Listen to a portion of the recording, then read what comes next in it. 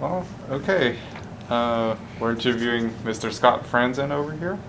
The interviewer is Adwin Shi. As behind the camera, we have Ethan Koch, and also present is Georgie. So yeah, let's get started. Okay. So yeah, thanks for coming to the interview. Yeah, so where and when were you born? So I was born in Aberdeen, South Dakota in 1971. Do you remember anything about your childhood, or what was it like growing up?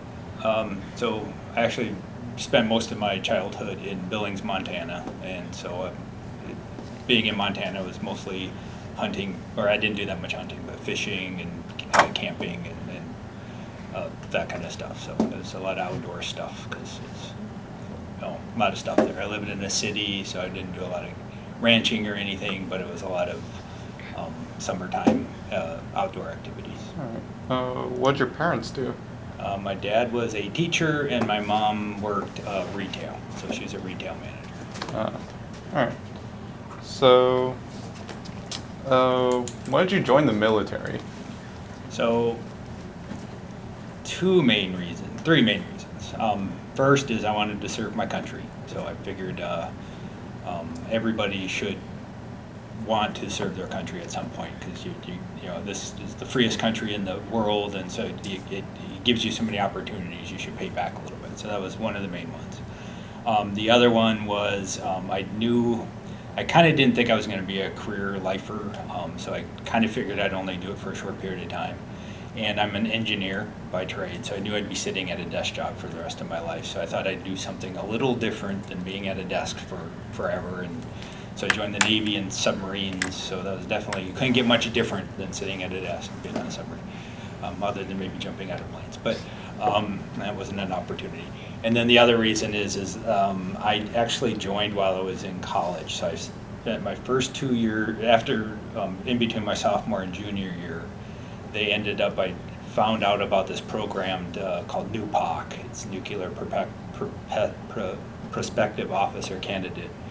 And so basically, if you had good enough grades, they would pay you for your last 2 years. So I basically paid for my college by doing that. So it was really three main reasons. So, were you enlisted or commissioned? Commissioned. Ah, nice. How'd your friends and family feel about you joining? So definitely my dad wanted me to, everybody's proud that I did it. My dad really wanted me to be in the military. In fact, so I actually got a commission to the Coast Guard Academy in high school, but I turned it down, and he was so disappointed. But then when the Navy came around, then he was all happy again. So he still thought I should have done the Coast Guard. All right. What kind of training did you go through? So obviously it'd be different stages, but being in there was a nuclear submarine officer track that I was on. So after college, then we ended up doing several schools so you can learn how submarines work, how the reactors work. So there was a 3-month what they call officer school, first you had to go through officer candidate school, so that's kind of boot camp for officers. And there's a 3-month submarine school, 6-month nuclear power school, so you learn how nuclear power plants work, and then another 6 months of actually being on a nuclear power plant and actually operating it, not at sea. It was actually a boat that was on the water, on the shore, on the dock. So it's just sitting there, but it was a way for the people, to train us on how to go do that. So after about a year and a half of schooling, then I kind of go to my first submarine. So it's pretty rigorous training. Do you remember any notable memories from your training? All that training? No, I just remember being super tired all the time, especially when it got to that reactor training school, because it's called prototype school, because you ended up being, so there was an actual nuclear power plant, so it'd have to have shifts 24/7. Yeah, somebody had to be on at each of the stations 24/7, and so you ended up being shift work, and it ended up being this weird rotating thing where you'd work days for like a week, and then you'd do mid shift for a week, and then you do night shift for a week, and you just rotate. So if you ever try to adjust shifts, it's tough. But if you do it every week, now your body's never adjusting, and so it's just miserable. I mean, you're just tired the whole entire time. All right. So after training, what unit did you get assigned to? So I was my official submarine, we call them boats. Official boat in the Navy was the USS Wyoming, and so, but it was being built at the time. So being a new, going through all that training, and now you're ready to go learn hands-on on a submarine. They didn't want you sitting on a boat that isn't constructed yet, it's just sitting there. So then you end up getting assigned to other ships to get trained in how to do things. So I actually was on the USS Pennsylvania, and I was also on the USS Nebraska, so I was on all three. I did tours on all three submarines. So. All right. What surprised you most about military life? I'm not sure anything surprised me that much. It's been so long since I've done it. I guess one thing I didn't suspect is how busy they kept you. And, so I was on it's a ballistic missile submarine, and your whole job in life is to hide, to make sure the enemy couldn't sink you before you were ready to shoot your missiles, or you had to have your missiles had to be able to launch. If you had a launch order, you had to be ready to launch those missiles at any time, right? And so you had to sit in the middle of the ocean and not be found. And so we got this big box in the middle of the Atlantic, and you just sat there. And so you think that was as boring, it would be super boring just sitting in a box, but they kept you so busy with training and drills and that kind of stuff, you never really thought about how much you missed your family or how boring things were, because you were just always busy. So I thought we'd just sit in the middle of the ocean and not do anything, but that certainly wasn't the case. Yeah, so what's it like inside a submarine? Imagine if you were in your house for with the type of submarine I was on, there were actually two crews, and so they would alternate. So one would be own the boat, we'd call it, for 3 months. This actually ended up being 4 months, and there's a crossover period, but and then you'd be off on shore for 4 months, and then you'd own the boat. And when you're out on the boat, you're out to sea. So the longest I was out to sea was 78 days. So imagine being in your house, but you'd have to board your windows up for 78 days and not seeing this. Fortunately, being an officer, we got to be on the periscopes at times, so at least I got to see the sun sometimes. But some people didn't see the sun for 78 days. You're trapped in this building. The submarine I was on is 3 football fields long, and had four stories, and so 3 stories. So it's decent size. It's not like you're crammed in or anything. It's not like the old World War II submarine. So it's decent size, but you're still not going anywhere, right? So just imagine putting yourself in your house for 3 months and not getting out, and that's what it'd be like. So kind of COVID. We all have practice. How many people were in your crew? There's 150 roughly on the submarine. Okay. Like I said, it's 3 football fields wide, so it wasn't as bad as it could have been or sounds, but it's still fortunately, being an officer, we each got our own. The junior officers had to share, but there was 2 of us to a stateroom. The enlisted people, which when I went on these, the guest rides that I talked about, the Pennsylvania and the Nebraska, I had to stay with the enlisted, which was fine, but they had to put 9 people in this little bunk area. And somebody's always sleeping because their shift work, so the light's never on, so you can never find your stuff. You're always having to do flashlights and trying to sneak around, and it's quite an experience. But when you were doing these tours, did you find anything different about the different ships? Or not the ships were identical, but definitely the what I learned, and so what I learned is different leadership styles. So every captain I had, every department head or my boss that I had completely different styles.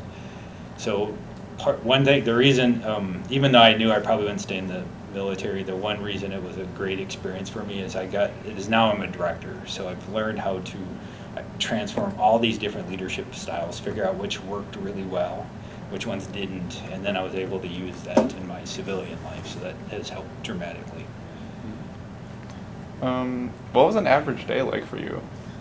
So like I said, they kept us pretty busy. So in the submarine, you have to keep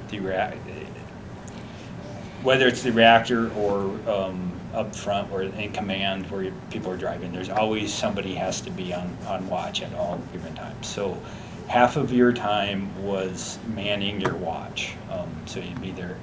And they divide up the days into 4 6-hour shifts is the way it would end up being. And so you would spend 6 of your days, sometimes more if you didn't have enough watch standers to man a certain position. But usually about 6 hours you'd be on watch.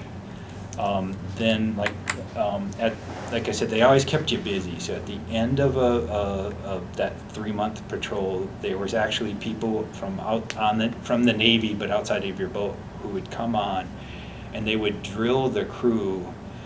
They pretend there were fires. They pretend you were in a wartime and see how you reacted to certain scenarios. And the boat got graded on it at the end. So the captains, they would only advance if they got a good enough grade. So it was a very big thing, these tests, these examinations.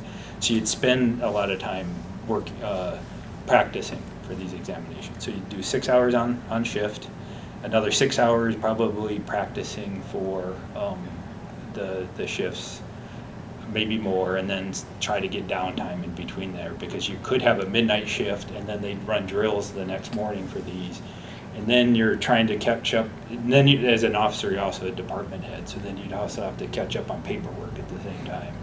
Try to get a few hours of sleep. So it's quite, but the routine was there. Almost 6 days a week you'd be doing that same stuff over, and then Sunday they'd give the crew the day off to relax, watch movies, whatever the case. Speaking of that, how did you guys pass time whenever you had free time? Movies mostly is what everybody did. I read books, but most people did movies. They do, fortunately, the nice thing about the ballistic missile submarines, like I said, they're somewhat bigger because they have big missiles, right? So in certain, one of the compartments, they actually had a weight bench and a couple of treadmills, so you could actually work out if you wanted to. You could also run the missile compartment, but it was 17 laps for a mile, and you had about this much room to run in, so you'd have to. So most people did the treadmill, but movies were a big thing.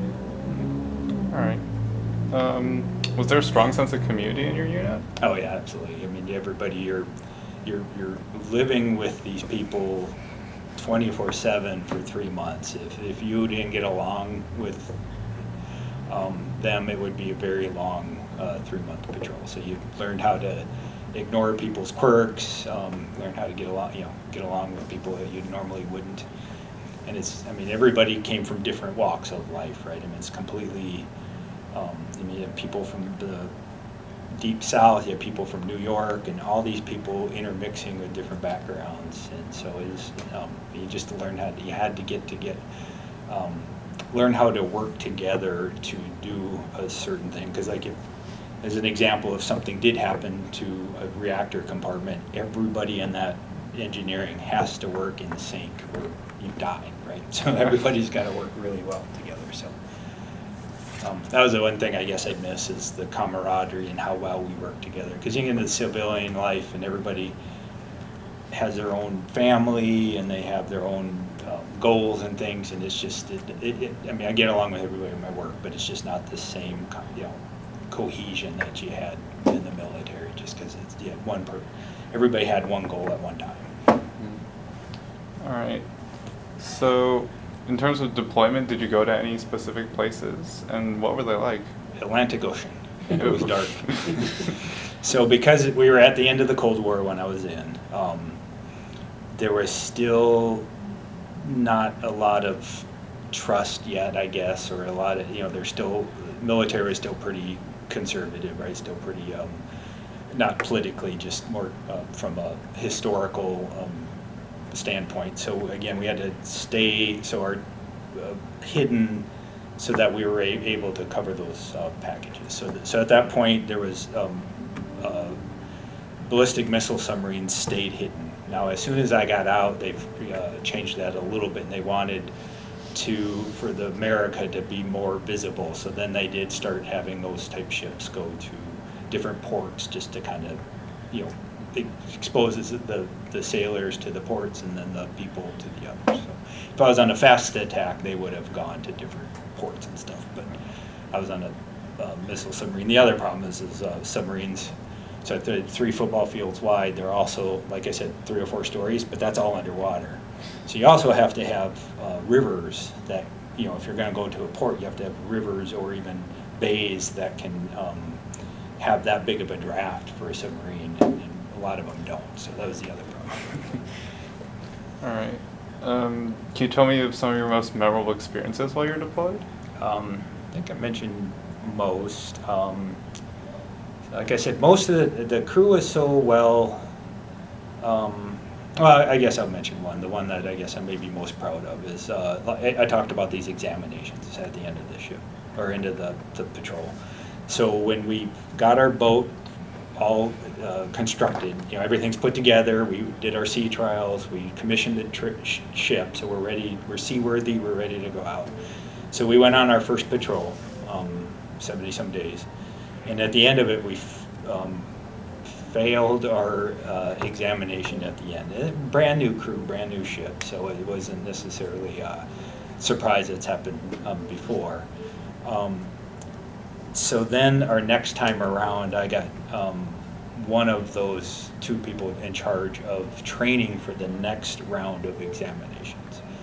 And so we were able to turn around that really bad grade into one of the best grades of the fleet for the next time around. So again, it wasn't obviously me, it was 150 people, but it was just the way that we were all able to come together and be able to overcome what we had, same exact people, but we were able to overcome some of the mistakes we made, some of the, being more cohesive, overcome a lot of those mistakes, and then score much better. So I guess that's probably my thing I'm probably the most proud of being in the military. Nice. Did your unit ever experience combat? We did not. Yeah. Didn't even see an enemy submarine that we know of. You guys are in a ballistic missile, right? Yeah. So if you have a combat, that would be disaster. It would be a bad thing if I had ever submarines. So some of the Second Gulf War, they started using submarines and launching Tomahawk missiles from the ocean, but not ours. We'd be having a completely different discussion if we would have been in wartime. So, do you remember the day you were discharged? What was that like? It was I don't know. Mixed feelings, right? I like I said, I really liked being in, but I was ready to open a new chapter in my life. I was married throughout the Navy, but we held off having kids. Main reason is the fathers who did have kids, they'd go out for 3 months and they'd come back, and their little kids, infants, wouldn't remember the father anymore. So you'd have to go back and reintroduce yourself to your kids, and then by the time you got things good again, now you're out to sea again. And so we didn't want to deal with that. So the reason I bring that up is because then that was, once we got out, or I got out, then that was exciting in the sense that now I could look forward to having a family and that kind of stuff. So because we had held off. So. All right. But I do miss it at times, Yeah. and not at other times. I do like sun. How were you received by your community and the broader public? I guess, I don't know. Since I hadn't been in that long and we hadn't had wartime or that kind of stuff, I guess it was a pretty smooth transition. The other thing, though, is the company I worked for, Seagate, they, at the time, found junior officers to be very valuable to the business. So they actually had a guy who recruited like 6 or 7 of us all within a couple years. So we all kind of had our own community coming in, which kind of helped with the transition. People could could say, hey, here's what I learned, and then you'd kind of learn that transition to civilian life. It wasn't that hard, but there are a few things that are different. That's nice to have somebody to have kind of give you some advice going through. What was it like to come back home? Interesting. So again, so this is before internet. There was actually a world before internet, and so all we got from communication for those 3 months was just about 2 pages worth of news, just headlines every week. And so that's our contact to the outside world. It could have been a few times a week, but it still wasn't very much. So you can imagine just being off the grid for 3 months and not knowing anything, and then coming back suddenly to the world, and it's like new business would be suddenly up, or you'd look and the first thing I always wanted to do is go see what movies were out, because I'd missed 3 months of movies and that kind of stuff. And then the hardest part was the transition. Now, again, I was married. The hardest part is transitioning back into that lifestyle, because my wife lived by herself for 3 months, so she had her routine of being what she did for 3 months, and I had my own routine of what I did when I was back home. So adjusting to each other's routine was really tough, right? Because I'd want to go, move certain things to where I'm used to them being, and she had already moved them while she was there. And so it was actually kind of tough, rough 2 or 3 weeks of getting back to used to each other's routines. But anyway, other than that, it wasn't too bad. Did you ever miss anything about military life?